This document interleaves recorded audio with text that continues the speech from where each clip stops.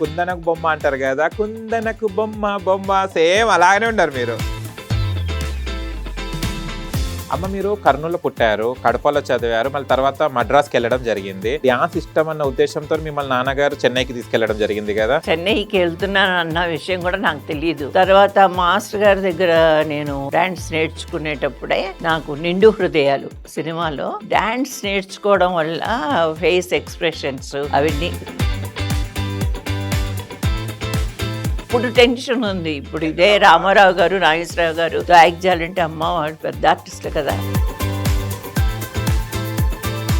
నా అదృష్టం, నా భాగ్యం సావిత్రి గారితో, రామారావు గారితో ఆ చిన్నప్పుడే నేను యాక్ట్ చేయడం. ఏ ఆల్బమ్ పట్టుకొని తిరగలేదు. ఫస్ట్ టైం మీరు రామారావు గారిని చూసినప్పుడు ఏమనుకున్నారు? ఎన్టీ రామారావు గారిని చూసినప్పుడు రామారావు గారిని మటుకు ఆ గెటప్ లో చూశాక భయం భక్తి కలిసిన ఒక ఫీలింగ్ ఉంటుంది చూడండి, అలా ఉండేది. ఇండస్ట్రీ అనగానే కాస్టింగ్ వచ్చని మీరు కూడా వినే ఉంటారు. అంటే ఏంటి అని అడిగాను, నాకు అర్థం కాలేదు.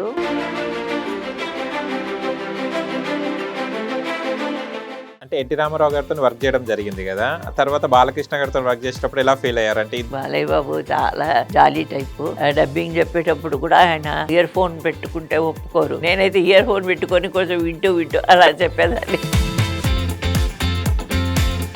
అంటే రామ్ గోపాల్ వర్మ గారికి కూడా మీరు ఏదో సారీ చెప్పడం జరిగింది డేట్స్ కోసం సంథింగ్. ఏంటమ్మా ఇన్సిడెంట్ అసలు అది?